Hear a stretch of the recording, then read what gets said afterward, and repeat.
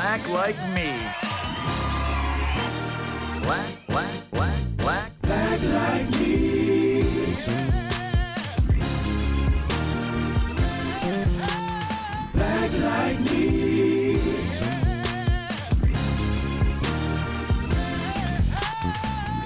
You're listening to Black Like Me with Dr. Alex G., a podcast that invites you to experience the world through the perspective of one black man, one conversation, one story, or even one rant at a time.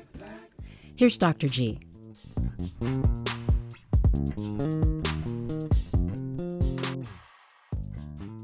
Hey. I want to welcome you back to another exciting episode of Black Like Me with Dr. Alex G. I'm so excited about Season 7, Rising to the Occasion, talking about the importance of Black thought, Black brilliance, our contributions, and not simply being able to wait until there's this widespread white wokeness. We hope that takes place in a very true sense and an enduring sense. But until then, we're dying. We need to thrive, and our communities are at risk. And so we've got to talk about the wonderful things that we are doing while the rest of the world is waiting for the rest of the world to wake up. Today's episode is special because it is an excerpt from a presentation that I and my colleague, Dr. Terrance Greene, a professor from the University of Texas, gave to a group that's called Lean Into Allyship.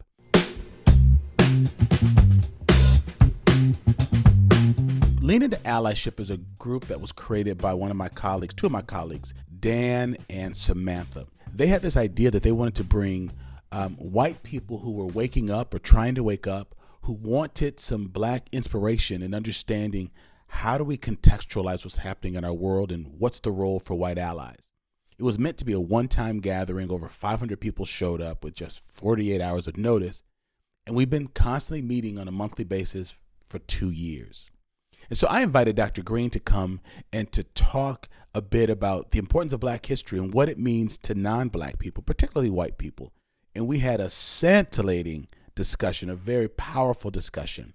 So you're about to hear this dialogue between us. So listen to it, let it seep in and lean in and learn and share this, because this message is important and timely. I want to talk a little bit about Dr. Terrance Greene. He's an associate professor at the University of Texas at Austin in the Department of Educational Leadership and Policy. He co-directs Texas Principals Leadership Academy, which has a strong focus on preparing anti-racist and equity-centered school leaders. Very important work. Professor Greene has also served as a visiting professor in the Summer Principals Academy at Teachers College of Columbia. And he is a former high school science teacher. He holds a PhD from the University of Wisconsin-Madison and a BS from an HBCU, historically Black College University, Kentucky State University. And he's also the creator of the Racially Just Schools podcast. And we'll drop that a little bit later. But I'm excited that he is on. So please help me welcome Dr. Terrance Greene. I'll also just say I met Dr. Greene when he was a groomsman in a wedding that I was officiating in Detroit. And so one of his best friends from childhood was also a member of our church. He played for Wisconsin football back in the 2000s. And we ended up sitting near each other at dinner, at the rehearsal dinner, and we connected. And he called me up a few years later and said, guess what? I'm in Wisconsin. I'm getting a PhD at UW-Madison. I'm not a teacher anymore. I'm coming to get my doctorate. I want to do some other things. And we've been connected ever since. He's a brilliant scholar, thoughtful researcher. I ended up officiating at his wedding about 9 years ago, and he has 2 beautiful daughters and a baby on the way. And so, Dr. Greene, man, I'm so glad to have you here. Welcome to Lean Into Allyship. Thank you so much, Dr. G. I'm honored to be here, and thank you for everybody who's holding space with us tonight. Yes, man. So listen, we got some interesting things that we want to talk about. Hold on, I just want to pull up my screen so I can look at that. But, this is the last week of January. We just celebrated King. And so for us, we know we're about to get down into Black History Month. And it's something that we like to, we like to celebrate, we like to uphold, but we also want to make sure that people understand that it's not just for Black people. We want non-Black people to study this as well. So Dr. Greene, I just want to remind you that this is just casual space. These are folks who tune in because they really want to hear real talk. So you can just take any gloves off. You can, we can just talk really honestly about what's going on. But I will just say this, man, you and I both love Black history, and it really is U.S. history. Just to call it Black history makes it seem like it's something that's just tangential and is not a part of the makeup of this country. But I gotta say, I never thought I would see an assault on the teaching of history, of accurate history that includes the experiences and the treatment of Black people in this country the way we do. It's being marginalized by calling it CRT. And tonight's topic isn't about that. But I'm just thinking in the academy, you're up close on this. Are you shocked at just what I just call the ignorance around people just trying to not only hide our history, make it almost illegal to talk about it? Well, is that surprising to you? Well, first, again, I just want to say thank you so much, Dr. G, and, just got the utmost respect for you as a person and the work that you've been doing at FOL and Nehemiah. So again, so happy to be in this space, but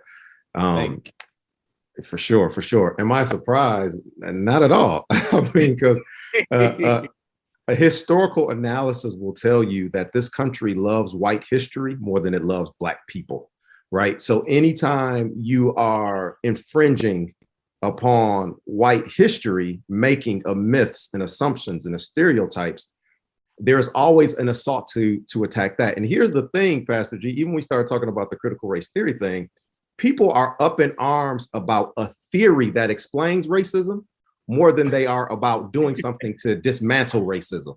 You know what I'm saying? So think about it, like you mad over a theory that's explaining the lived experiences of groups of people more than you are about changing the conditions in which the people live. You know what I mean? And so it goes back to this piece of this country loving the lies of white history more than loving Black people. So a historical analysis would tell me I should not be surprised. It is to be expected. But then this is where we have to engage in this radical imagination to think about how do we change this condition and this reality so our children and great grandchildren won't be having this same conversation. But no, I'm not surprised. No, man, I love that. Dr. Greene, part of my work surprises a lot of Black people, but it surprises white people also, that the work of Justified Anger is really about developing pathways for allyship for non-Black folks, because I'm going to continue to invest in Black people. I lead a predominantly Black church. I'm a Black man. I'm part of a Black fraternity. So I have strong Black identity, but I understand that the people who still hold the keys to a lot of doors in society are folks who aren't Black. And so if they aren't getting the memos, if they aren't in discussion, and if we aren't finding a way to influence those influencers, we're kind of hitting our head up against the wall. So this theme in the allyship, Dr. Greene, grew out of Daniel and Samantha and others saying, if I just get some of my non-Black colleagues together, can you just talk straight with us and let us know what some of the next steps are? And we've been meeting ever since. I mean, we're probably coming up on, is it a year or two? Daniel said time has gone by so quickly.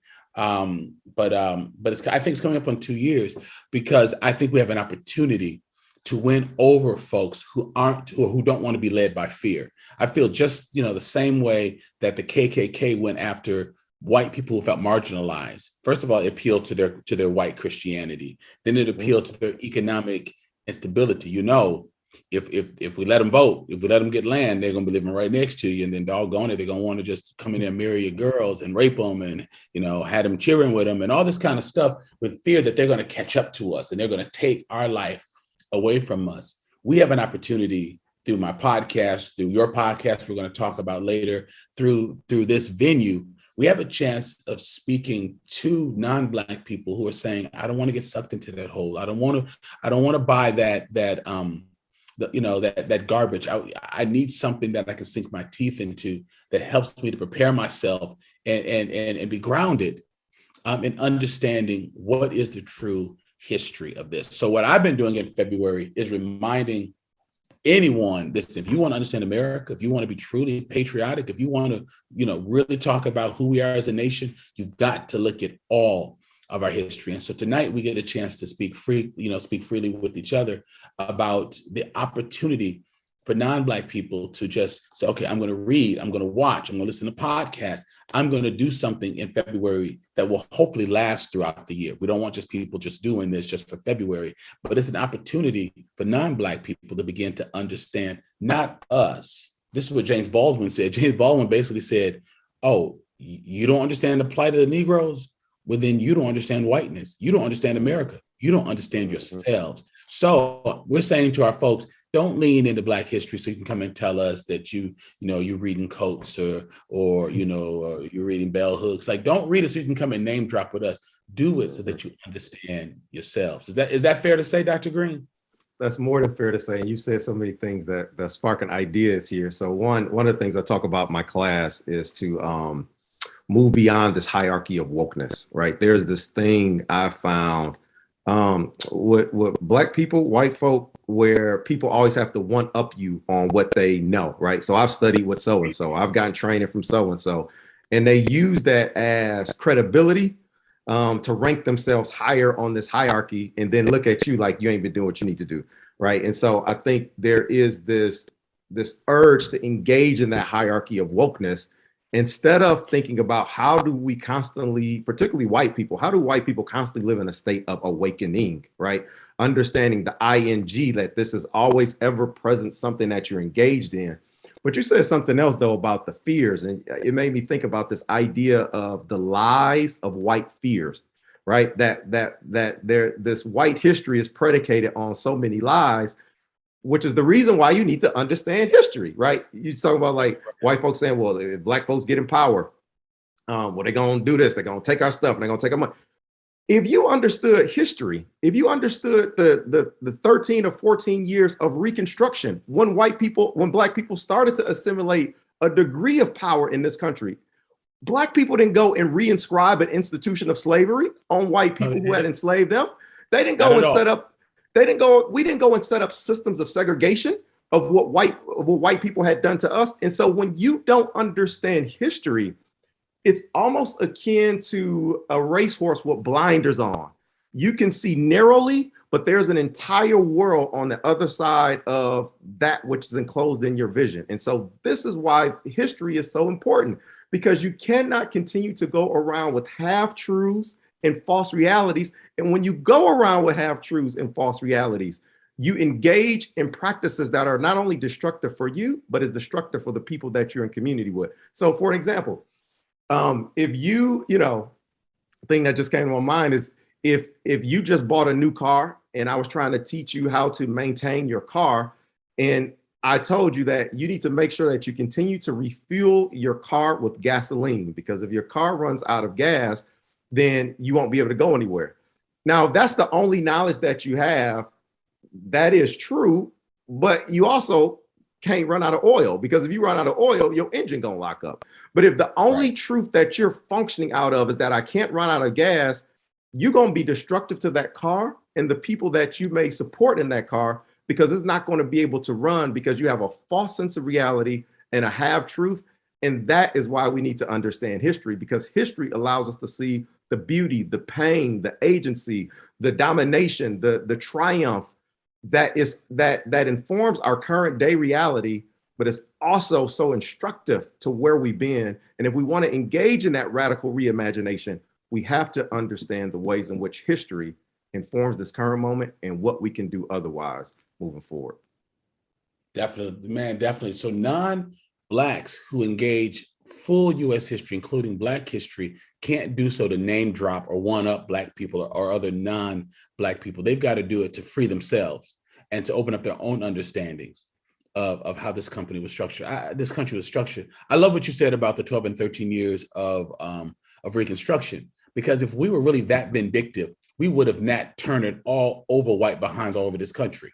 We would have just Nat Turnered, Denmark VC'd them, everybody. Yeah, we could have. I mean, Black women could have smothered white babies while they were forced to breastfeed them. Now, I'm not saying that there aren't Black people with issues, but as a people, that's not what we're operating out of. Because if we wanted to be vengeful, we would have been vengeful. Mm-hmm. So it's important to understand that. So someone is saying this is what they're going to do. And my thing is, if you didn't do anything but really help people, if we were really built for tough, hard slave labor, than people that need to be afraid about what we're going to do if they freed us. If I hire someone and then they decide not to work for me anymore, or they get a better job, we shouldn't be afraid of each other. I give them a job, they have another opportunity. We're going to throw them a little party. We're going to give them some cake, give them a good reference and say, thank you. Why are people so afraid if they didn't do anything wrong? I'm not afraid of people I didn't do anything wrong to. Yep. So and again, yeah, go ahead. No, go ahead. No, you go. Because no, you got me thinking about, we don't even have to go back to Reconstruction. We can go back. I went to a historically Black college, as you said. Mm-hmm. When Black folks had historically Black colleges, and we still do, we didn't exclude white folks from coming in there. We didn't exclude Latinx folks from coming in there. We exclude Asian folks coming in there. Like the goal has never been to dismantle this system to create another system of oppression. That ain't never been what Black folks have been on. Even if you look at the Black nationalists, even if you look at any Black quote unquote radical groups. And here's the thing: who gets to determine what's radical and what's not radical? Is it not radical that J. Edgar Hoover in Counterintelligence Protocol went and killed every Black institution and organization that was trying to be self-sufficient, not to get back and repay white America for what it had done to us, but so that we could live and thrive and be who God had called us to be? And so, this is why history is so important. And history will help to debunk the lies of white fears, right? And this is part of why there's this all-out assault and attack for it not to be taught in schools. But here's the thing: racism, white supremacy is not neutral, right? So just because you're not explicitly teaching about critical race theory, by default, you are teaching white history and white narratives, because that system has been set up such that— and promoting it, teaching it and promoting it. And the system is set up such that if you got to have quote unquote Black studies or quote unquote ethnic studies as an elective, then if that's an add-on or an elective, but you maintain your same history courses that are teaching that same old white supremacy, that in and of itself is a function and a manifestation of institutional racism and white supremacy. So that means the higher institutions of learning, the revered universities, University of Wisconsin-Madison, the University of Texas at Austin, these organizations are culpable in having these classes that perpetuate this white supremacy while making these other courses elective, so that it can appear we're being open, we're being fair, we're looking at all different perspectives. But who gets to call that shot? And why do we get 2 ethnic studies courses and hundreds of Western civilization and ancient history and all these other kinds of media, all these other things that people get to learn, man? Yep. I was thinking, Dr. Greene, for us, a historical perspective, when we look at it historically, so much of our history we knew, our history of transcendence and perseverance, because when we were in separate but equal schools and had Black teachers, many of whom had advanced degrees because they wanted to be botanists and biologists and chemists, but the companies wouldn't hire them. So we had good teachers with master's degrees teaching us. And when the idea came to integrate, we lost those teachers who taught us our history. We went to white schools where they weren't trained in U.S. Black history. They didn't know our attribute. All they knew is we were messing up their life, messing up their classrooms, and now the military is called out, and the National Guard are called out to bring us into their schools. We were high achievers. When we had separate but equal schools, I heard, I'm trying to remember who quoted this, on a per capita basis, when Black people could only go to HBCUs mainly, the percentage of Black accountants, Black nurses, Black doctors, Black pharmacists that we were producing in those Black institutions far soared above what we saw in predominantly white institutions. And so even the lie that white institutions saved us from our torn, tattered books and our raggedy classrooms, it's destroying the lie that when we loved our kids and taught our kids, we taught them to excel and to not hate white people. We were producing not only scholars, but citizens. Whereas the other systems were teaching that we came here to take their women and take their land and take stuff from them. They were promoting, many of them were promoting system of injustice while we were learning how to really be human and be smart. Is it accidental that most white students aren't taught U.S. history? I mean, I know that's a rhetorical question, but because people aren't here listening, like, why didn't we learn this? As if you teach Black history, which is a subset of U.S. history, because there are Black people in the room. But is it accidental? What's the process of or the thought behind why you can go to great schools, private schools, and get to college, get to our U.S. Black history course, and be in your 50s and raise your hand and say, how was I never taught this? I've had people in our Black history class, Dr. Greene, we've now taken 3,500 non-Black people through our U.S. Black history course. And we have people raising their hands saying, I'm a history teacher at a high school, and I've never heard about the Harlem Renaissance. I've never heard this information before. How does that happen? It happens by an intentional design. So Carter G. Woodson said something that was so profound. He said there are two types of educations, the one that they give you and the one that you give yourself. And so the one that they give you is the one that is set up from its origins, from the foundation of public schooling in this country and even abroad and globally in some places.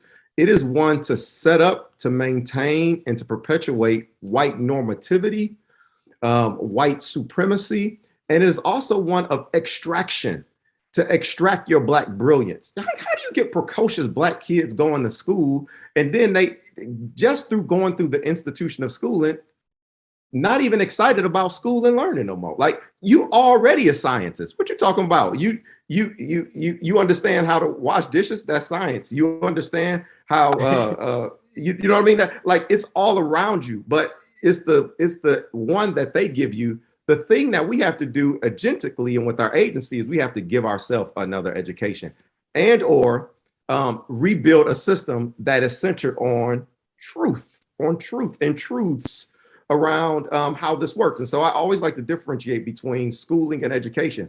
Schooling is an institution that teaches you your place in society. Education teaches you to transform society, right? And so in schooling ain't never gonna give you an education about Black history and the contributions of Black people to this country, because there would be no country without Black folks. And so that's why white people in particularly have to engage on this education piece, the one that you give yourself. And part of it too is, you know, listen, I got enough trying to navigate and figure out how to continue to live my life. I don't have the capacity to sit down and create an education for white people, right? And so there is that giving yourself that education that you have to engage in for white people. And another thing, real quickly, made me think about this beautiful illustration that Dr. Beverly Tatum gives, who was the former president of Spelman College, has wrote many amazing books. You make me think about this whole thing about allyship, about how we enter as allies, but I like to say you're committed to being a co-laborer, right? And so she gives this beautiful example of, imagine people walking on this escalator, and this escalator is going in this particular direction. And she said there are 4 types of people on the escalator. There's one type of folks that are on the escalator and they like the direction it's going, because the direction it's going is beneficial to them. It upholds everything that they have, and that's where they want to go, no matter what nobody else is doing. So they're going to keep going that direction. She said there's a second group of people who realize that the direction that the escalator, the moving walkway, so to speak, like at an airport. Moving sidewalk, yeah. The moving sidewalk.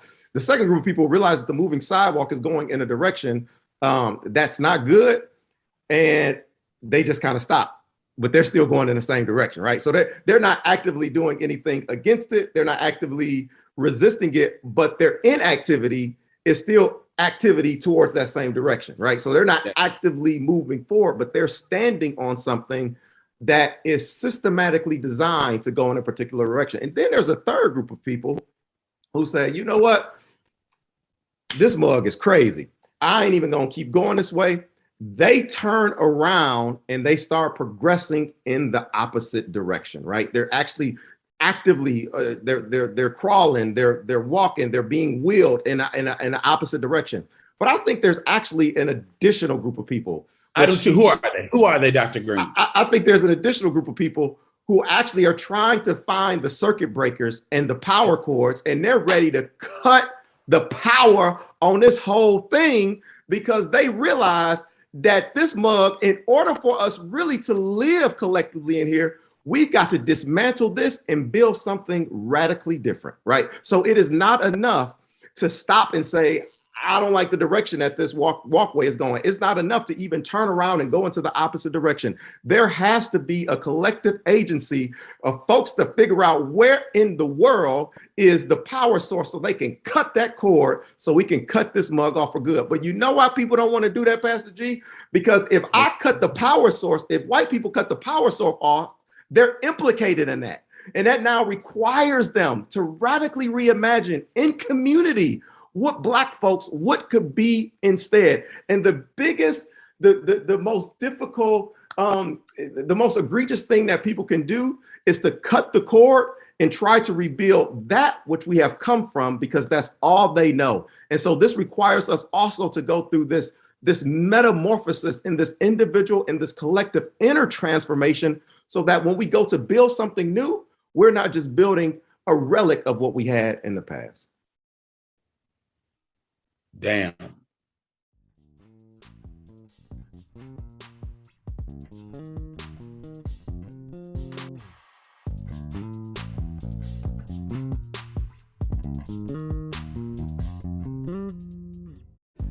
This is Jesse Mopan, originally from Port Townsend, Washington, currently living in Madison, Wisconsin. I listen to Black Like Me because racism and white supremacy are very powerful forces at work in our society today, which I'll never understand through my own lived experience as a white person. I feel like it's important to support you so that you don't have to rely on corporate donors and you can stay true to your message. And I heard about you through word of mouth. Thanks, and keep it up. When you sign up to support Black Like Me as a patron, you support the creation of better quality content and a better society. You help to plant the seeds for a different and better tomorrow. By going to patreon.com/blacklikeme and signing up at any of the levels offered, you are not only signing up to make a monthly donation, you are also joining a growing community of people interested in engaging the issue of race with a raw, unprecedented honesty. As a patron of the podcast, you will have access to exclusive content like extended interviews, bonus rants, and video chats with Dr. G. You will also have a chance to join the conversation that other patrons are already having with Dr. G about race in America. To become a patron of the show, go to patreon.com/blacklikeme or see the link in our show notes. And for as little as $2 a month, you can support these important conversations and the work that Dr. G is doing. I just want people to think about that, because sometimes in this space, we just start talking because it's time to do the next thing. I want people to think about what you're saying. That's what woke looks like. That's what waking or an awakening looks like. It looks like looking for the power source. Because what people need to understand is that if that escalator or that moving sidewalk continues to go, we're about to see that it's causing destruction for their children. And I think people who are woke are trying to make the world better for me. King's work wasn't just for his children. He understood what happened to the children of oppressors. He understood what that was going to mean for their soul and the compassion that it was going to drain out of them.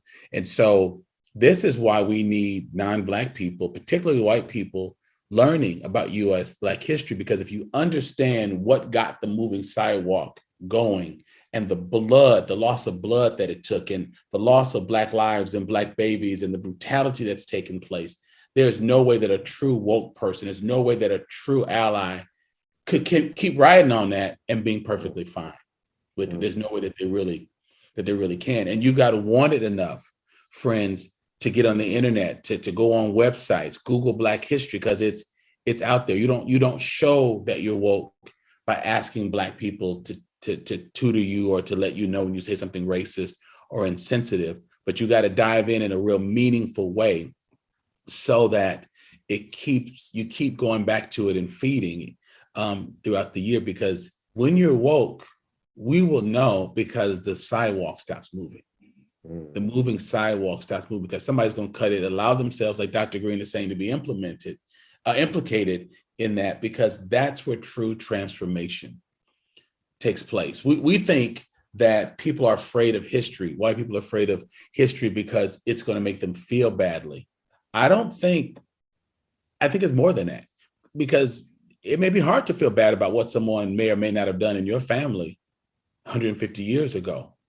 But I think what people feel bad about is that someone is saying, find the damn pliers, find the circuit breaker, turn it off, turn the whole thing off, and then see how your community responds or how friends respond. I think that's the real thing of why people are trying to find the circuit breaker of talking about Black history, because it's implicating a lot of folks, and it's unveiling how so many of these systems have been structured. And gentlemen like the two of us, or our scholars who love history, we don't want to get stuck in it. We're not trying to be in a time warp, friends. We want people to look back, because that's when you get motivated to do more and do better. It is too easy to be inebriated with modern conveniences and technology at your fingertips and all of these things that we can do from the comfort of a computer or a smart device. We can drive, and not even put our hands on the wheel. Like, there's so many things that we can do. And if we don't look back, it's easy for us to believe the lie that we've worked harder, we're smarter, we applied ourselves, our families were intact. And so we're inviting people to make U.S. history your history, so that you understand the opportunity you have to make this different for your children. Dr. Greene, can you talk a little bit more about what the benefit is of non-Blacks learning U.S. Black history? Because people think we just want them to do it for ourselves, but what's the benefit for the souls of white folks or Asian folks, Latinx folks, if they study U.S. history? Yeah, that's a good question. I have a thought about that, but you said something that was so important about, just jumping in. And one of the things that I often, one of my common refrains in class is that you don't learn how to swim by sitting on the side of the pool. You know what I mean? You don't learn how to swim by reading books about swimming. I mean, like, you can read the books, but when you read the books and you actually swim, now when you go and read it again, you have this experiential knowledge that augments this theoretical knowledge that you have about reading. You don't learn how to swim by even critiquing the pool. Well, the pool should have had a shallow end. Well, the pool didn't have this color in it. The concrete was wrong. Like, you actually have to get in to learn how to swim. But in terms of your question, the comment that I really want to say, Say it. Listen, you. Yeah, I mean, These expressions are your own. They're not those of the University of Texas, Austin. What do you really want to say, Black man? What do you really want? They're not. Yeah, they're not the comments of the University of Texas at Austin, which, Texas was so segregated and so anti-Black that how segregated was it? This university created a separate law school for Black people before they will let Black people come to UT Austin, right? And so I think understanding that history is important, because the past is the present, right? The present is the past future, and it is the past of the future. I might have got them backwards, but you say, like, the past of the present is here with us. To your original question, though, you ask about the souls, what's at stake and stuff like that. And my initial reaction is, there are many times I wonder if white folks have souls when you understand the history. And I know that seems stark and that seems grim.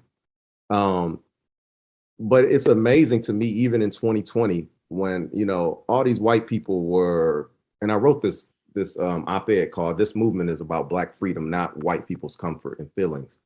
It was amazing that all of a sudden, what Breonna Taylor, Ahmaud Arbery, George Floyd, like, white people had this newfound realization. And it was, on one hand, I was grateful, but on the other hand, I was deeply grieved, because why does Black death always have to be the the why does Black death always have to be what has to be consumed for white people to engage in this work? And then the other thing is like from 1619 on, and even before that, there's all this Black death happening. And so you just got to have so much Black death, and that has to be your justification for why you engage in this work. And that when you initially said that, it made me question the soul sometime of white folks, and the fetish that white liberal fantasies have with Black death, which has to be a justification. That's the word I was looking for. Like Black death has to be a justification to do something. All right, now we get to see this public lynching of George Floyd, which again, if you understood history, you will understand Mary Turner. You will understand, most people don't know Mary Turner. These 13 folks in 13 days, Black folks had gotten lynched down in Georgia. And Mary Turner, who was 19 years old, went to him and said, this ain't right. We're going to have some justice. She was pregnant at the time.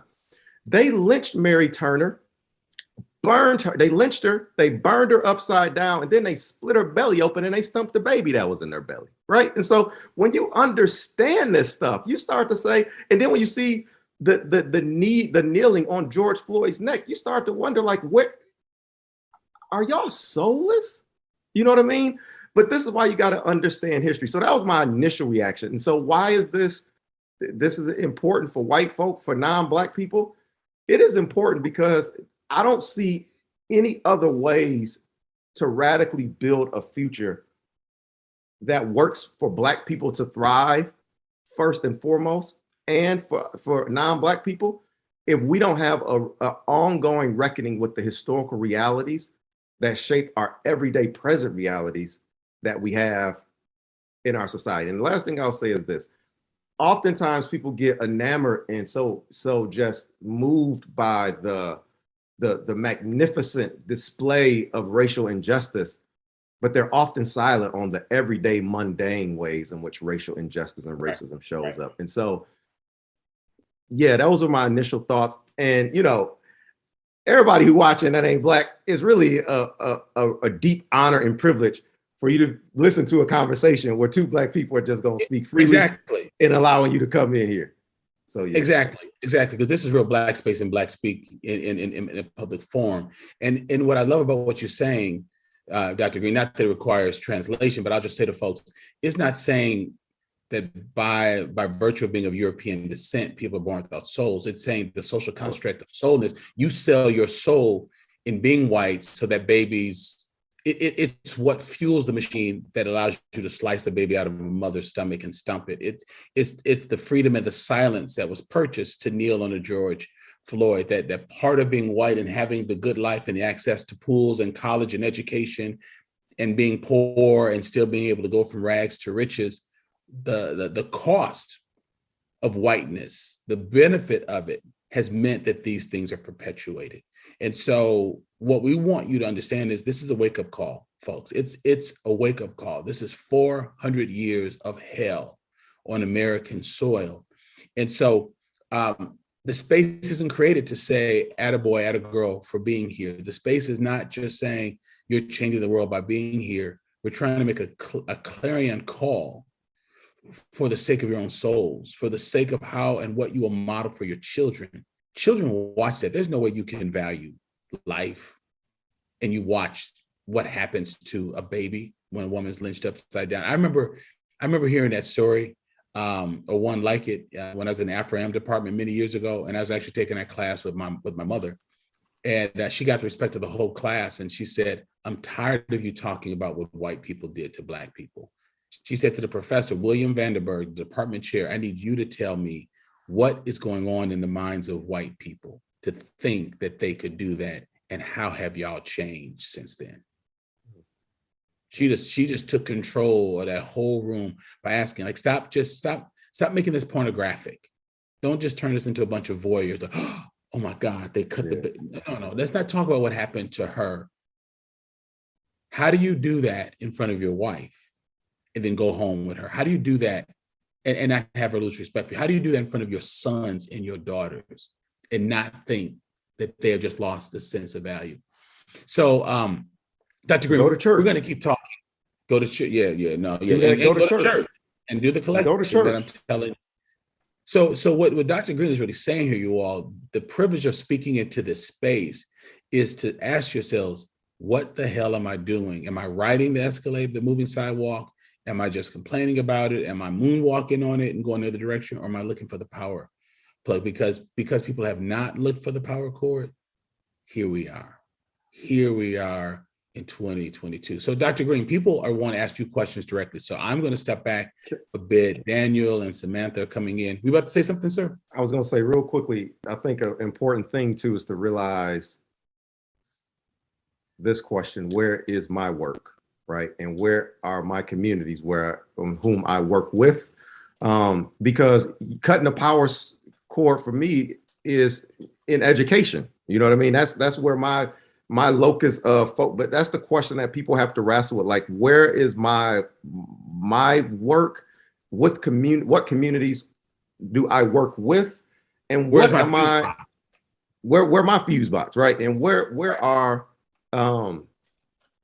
because a lot of times I think people, they feel so overwhelmed because they're thinking about these structural transformations and they negate the contextual interventions that they can have. And so all the time when I'm in class and people feel overwhelmed, they way out into structural transformation. Well, the Secretary of Education did this. Well, they doing it. I'm like, okay, your classroom is actually a system, right? You got 30 babies that you're in front of. Like, don't negate cutting the power circuit there and reimagining what you can do there because you're so hungry and thirsty for this larger structural transformation. And this is where we have to have faith to realize that this work never has been or never will be solely predicated on us and what we do, but rather this is intergenerational. And this is work that we have to constantly engage in with our foremothers and forefathers and folks who are also doing this work. So figuring out those questions are like super important. And the last thing I would say is the tensions of this work and the contradictions of this work that are always present. And there are times that I don't even try to reconcile them, right? Because I that same statement that I just said about where the souls of white people, I also, at the contradictory part, there are questions that I teach in my class, don't freeze people in time, right? And so I believe both of those as a contradictory at the same time with all the tensions that are constantly waged in that, so. And that's why you went down to Texas and got tenured, because you are a bad man. Daniel, Samantha, come on, because yeah. I did not want to cut you off, Dr. Greene. Thank you for the passion you've been sharing throughout this entire event. And we are looking at the Q&A. I can tell you've given the audience a lot to think about. And I can tell you've already received honor and huge respect to you, Dr. Greene. A comment came in, so I wanted to share that with you as well. There's a lot of appreciation for your time tonight and just telling it how it is. There were a couple questions that I'll kind of group together. Back to when you talked about, when we talk about it's not shared in school, it's the education you have to give yourself centered around the truths. And Marlene had a question about what are your views on the belief that, history is written through the perception of the author. Therefore, you must read it in the context of the author's experience and intent. And then kind of joining that to what Sarah just input is, where do we even begin? Homeschooling and just probably more for the next generation of teaching. So kind of just grouping that together based on how you, educate yourself. Yeah, so great question. Great question. So I'm thinking of three things. One is kind of contextual to set up this. One is that I believe always when we're engaged in this stuff that we have to engage in truth and grace. If we only engage in truth, potentially it can be alienating, but if we only engage in grace, it can lead to complacency. So we have to hold the tensions of truth and grace together. In terms of, where do we begin and where do we start this work? I think you start where you are, but you don't stay there, right? You start where you are. You start. So I used to use this thing in class around circle of control, circle of influence, and circle of things you cannot control. And so the circle of things that I can't control, I'm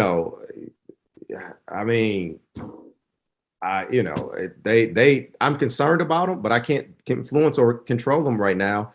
or if I could, the energy that will be expended for me will cause me to displace what I have right now. And so, yes, I think we should also think about the circle of influence, but I think we like what is in my control where I can directly have an impact on it. And sometimes what's in that immediate circle of control is yourself, right?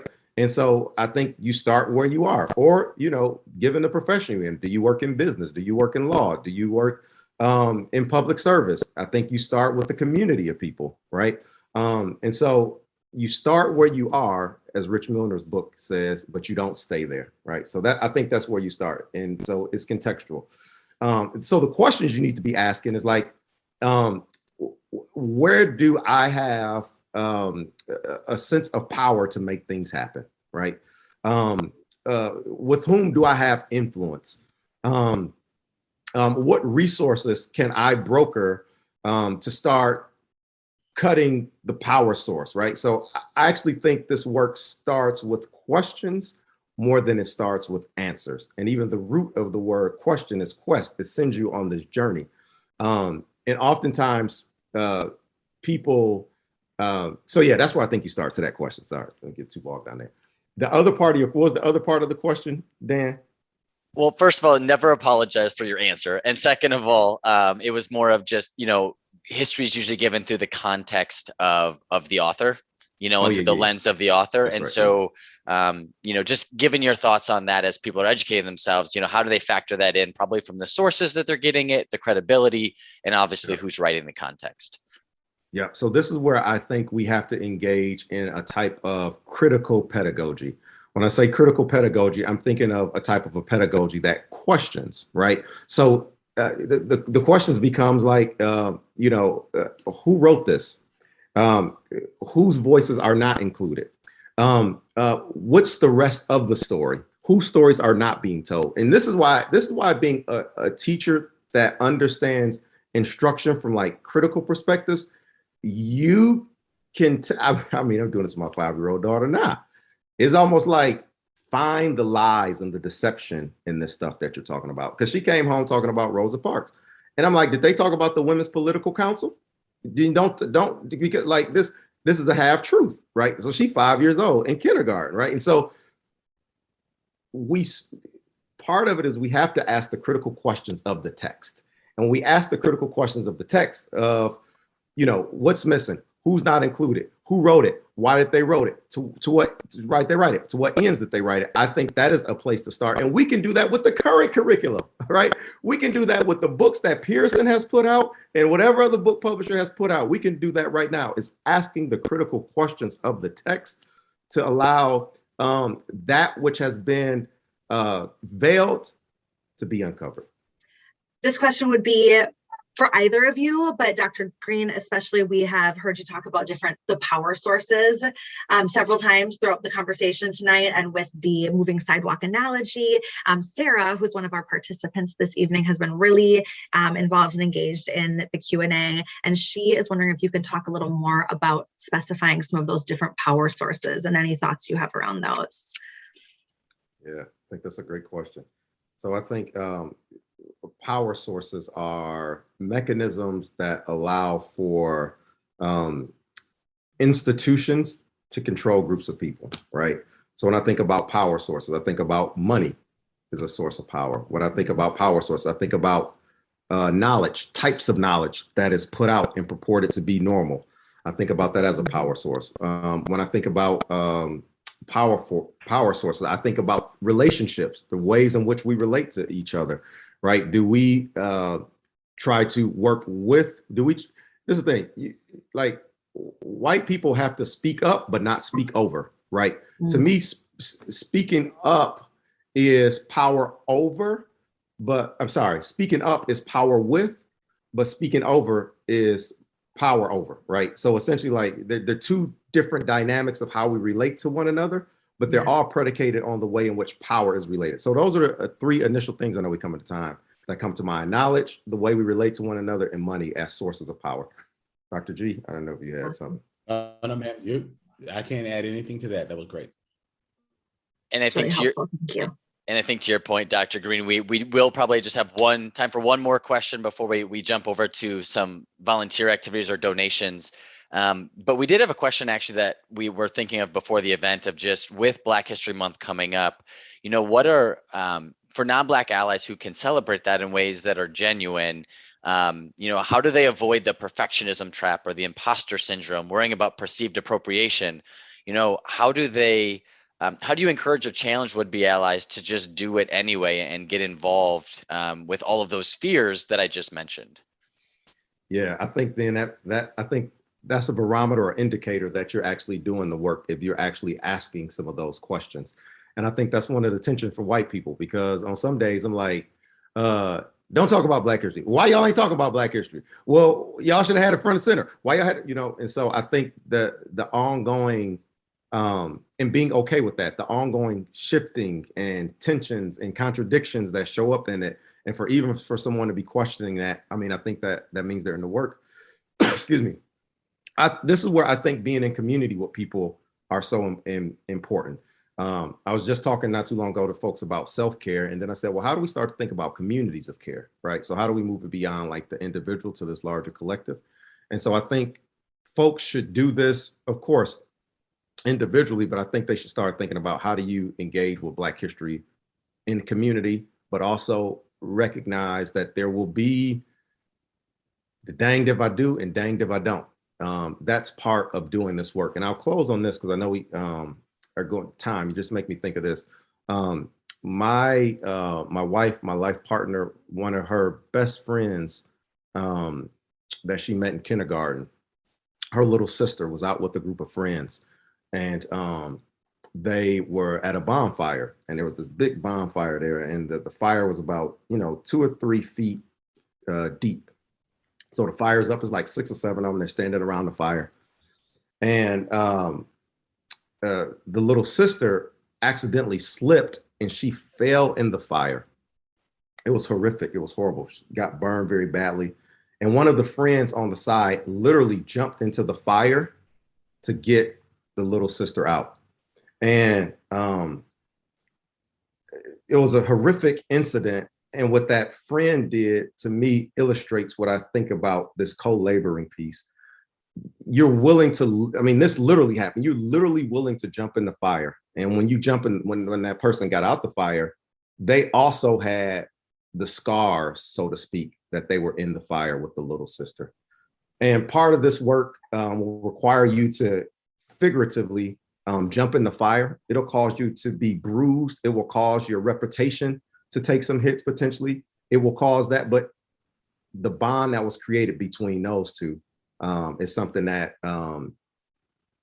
is untouchable, right? And so as we think about this work, we have to be, white allies have to be willing to jump into this with us, and we figure out how do we get out of this collectively so that we can build a radically different world. Hey, Daniel, let me just say, one, Dr. Greene, that was a beautiful analogy, and it shows that whoever jumped in the fire saw a value in that little girl's life. And so they did it not just to be heroic, but because the world would be so remiss without it. That's where true relationships are built. Cross-cultural relationships aren't built around talking about it. It's understanding that people who have really tight relationships, cross-cultural, they've jumped in and out of fire, in and out of water, in front of bullets for each other. And if people want the benefit of that kind of bond, they need to know really what it costs. I love that analogy, but I can value that person saying, we're not going to have this world without that little girl. I'm going to get in there to get her out. And that's just, that's touching. And that's what it's going to require. Black like me. Black like me. Now, I've got some special shout outs to the many talented members of our ever-growing production team. Eli Steenlich, who produces the show and handles all of our social media. Don Thornton, my podcast manager, who keeps things running smoothly and arranges all of my interviews. Jeremy Holiday, who edits the podcast. Corey Saffold, who created this year's theme music, and Marcus Fleming on the vocals. And of course, Jakisha Hunt, who is responsible for our fabulous new podcast merch. Thank you for listening to today's podcast. You can find out more about Dr. Alex G's amazing work at alexg.com. Black Like Me is sponsored by the generosity of the Human Family Unity Foundation. Like me.